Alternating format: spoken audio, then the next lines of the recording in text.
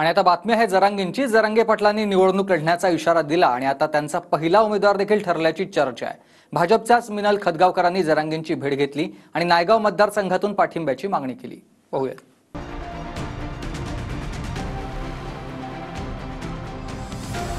भाजपचे माजी खासदार भास्करराव खदगावकर यांच्या सून मिनल खदगावकर यांनी जरांगे पाटलांची भेट घेतली आणि विधानसभा निवडणुकीत नायगाव मतदारसंघात पाठिंबा देण्याची मागणी केली। त्यामुळे जरांगेंचा पहिला उमेदवार ठरल्याची चर्चा आहे। त्यांना सदिच्छा भेट घेऊन आमच्या जिल्ह्यामध्ये त्यांच्या माध्यमातून ज्या जुन्या निजामकालीन नोंदी सापडल्या त्या माध्यमातून अनेकांना कुणबी प्रमाणपत्र सुद्धा मिळालेली आहेत। याबद्दल मनोज जरांगे साहेबांचं अभिनंदन आणि त्यांचा आभार व्यक्त करण्यासाठी आम्ही मुद्दाम इथे आलो। त्यांच्या तब्येतीची विचारपूस केली आणि नायगाव विधानसभेसाठी त्यांनी आमच्या मागे ताकद उभी करावी, आम्हाला त्यांनी समर्थन द्यावं ही सुद्धा मागणी त्यांच्याकडे केली। मिनल खदगावकर भाजपच्या माजी खासदार भास्करराव खदगावकर यांच्या सून आहेत। मिनल खदगावकर नांदेड जिल्हा परिषदेच्या सदस्य राहिल्या आहेत। 2019 मध्ये विधानसभेला आणि 2024 मध्ये लोकसभा निवडणुकीसाठी त्या इच्छुक होत्या।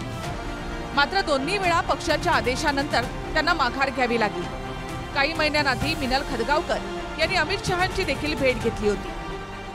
पक्षादेश आम्ही मान्य केला। लोकसभा आम्हाला उमेदवारी मिळाली नसताना आम्ही लोकसभा निवडणुकीतून माघार घेतली, परंतु यावेळी विधानसभा निवडणुकीमध्ये कुठल्याही परिस्थितीमध्ये माघार न घेण्याचा निर्णय आम्ही घेतलेला आहे आणि वेळ पडली तर अपक्ष निवडणूक लढवण्याचा आमचा निर्धार आहे। निवडणुकांमध्ये जे इच्छुक असतात, ज्यांना तिकीट मिळणार नाही असं वाटतं की तिकीट मिळत नाही, त्या जाऊन भेटत असतात, जिथून अपेक्षा असते तिथून उमेदवारी मागत असतात आणि काही लोकांना उमेदवार पण हवे असतात, येईल त्याला उमेदवारी देत असतात आणि त्याच्यामुळे असे उमेदवार आता 2 पक्ष 3 पक्षांचे 2 आमनेसामने येणार आहेत। मग 2 उमेदवार आयडियल राहिलेत ना।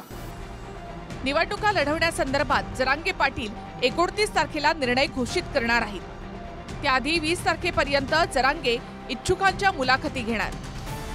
तर धुळे सोलापूर महामार्गावर पैठण फाटा इथे जरांगेंचं नवसंपर्क कार्यालय होते। याच ठिकाणी जरांगेंची निवडणुकीची रणनीती आणि भेटीगाठी होणार आहे। गावात तालुक्यात मराठा लोक किती, जातीय समीकरणाची माहिती जमा करण्याचं काम सुरू झालंय। निवडणुकीमध्ये उमेदवार दिला तर कागदपत्र काय लागतील त्याची पूर्तता 8 दिवसामध्ये पूर्ण करणार। 14 ते 20 ऑगस्टच्या दरम्यान मतदारसंघामधला सगळा डेटा जमा करणार आणि 29 तारखेला निर्णय घोषित करणार। फक्त मराठाच उमेदवार नाही तर मतदारसंघात ताकद पाहून आणि आरक्षणाच्या बाजूने असणाऱ्यांना तिकीट दिलं जाणार। पण जरांगे पाटील एकही उमेदवार देणार नाही, आंदोलन उभं करणाऱ्यांना पाठिंबा देतील अशी टीका ओबीसी आंदोलक लक्ष्मण हाके यांनी केली आहे। मनोज जरांगे पाटील बिनबुडाचा लोटा आहे। ज्या लोकांनी मनोज जरांगेंना आंदोलन करण्यासाठी प्रवृत्त केलं त्या लोकांच्या पक्षाला पाठिंबा देऊन ओबीसींचं नेतृत्व पाडण्याचं काम जरांगेंनी लोकसभा निवडणुकीमध्ये केलेलं आहे आणि ते सर्व महाराष्ट्रानं पाहिलेलं आहे।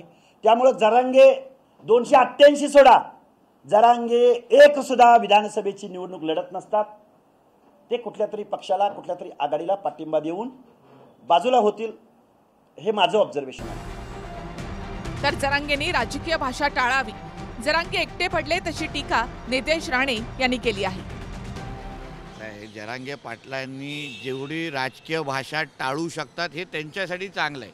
म्हणजे आता हे सगळे महाविकास आघाडीचे लोक नेते मंडळी असतील, महायुतीचे नेते मंडळी, सगळ्या जणांनाच अगर कुठल्याही जाती समाजाच्या आरक्षणाला हात न लावता अगर आरक्षण द्यायचं असेल, स्वतंत्र मराठा आरक्षण देण्याची तयारी असेल तर मग मनोज जरांगे पाटलांनी आता त्याच्याबद्दल भूमिका ती जाहीर केली पाहिजे। मग आता मनोज जरांगे पाटील एकटे पडत चाललेले आहेत असं म्हणायचं असेल त्यांना, देवेंद्र फडणवीस एकटे पडत चाललेत। बोलताना चुकलं असेल त्यांच्याकडून, ते दुरुस्त करतील। आता हे मराठा कधीच एकटा पडू शकत नाही, राजकीय भाषा करावंच लागेल ना।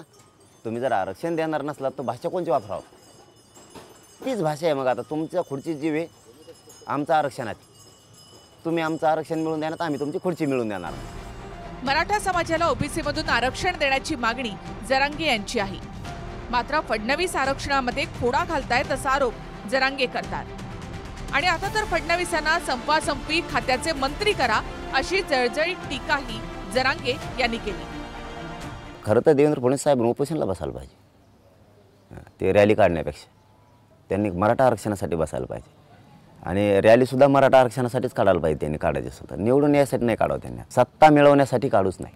ती मिळतच नसते. आता आरक्षण जर नाही दिलं तर धनगर बांधवांना जसे तुम्ही कार्यक्रम लावला ना तसा आमचा बी लावला. एक नवीन खातं निघलं पाहिजे, संपासंपी खातं, आणि ते देवेंद्र फडणवीसाकडेच पाहिजे. योग्य माणूस त्या मंत्रिपदाला शोभतो. संपासंपी खातं. अरे देवेंद्र फडणवीसांनी संपवण्याचं नाही तर माणसं जोडण्याचं काम केलेलं आहे. त्यांची 5 वर्षाची कारकीर्द महाराष्ट्रानं पाहिलेली आहे. आम्ही जोडण्याचं काम करतो. नदी जोड प्रकल्प आणि आणला, अनेक नद्या जोडतोय आम्ही. अनेक समाजाची गरीब घटकातील लोक जोडतोय. त्याच्यामुळे ते जोडण्याचं काम करतायत, तुम्ही तोडण्याचं काम करताय. आणि घुसाघुसीच्या भाषा आमच्यासारख्या तरी कार्यकर्त्यांशी करायच्या नाहीत. जरांगे आता निवडणुकीच्या मूड मध्ये आले, तशी तयारी सुरू झाली आहे. अर्थात घोषणा 29 ऑगस्टला होईल. Bureau report, TV9 Marathi.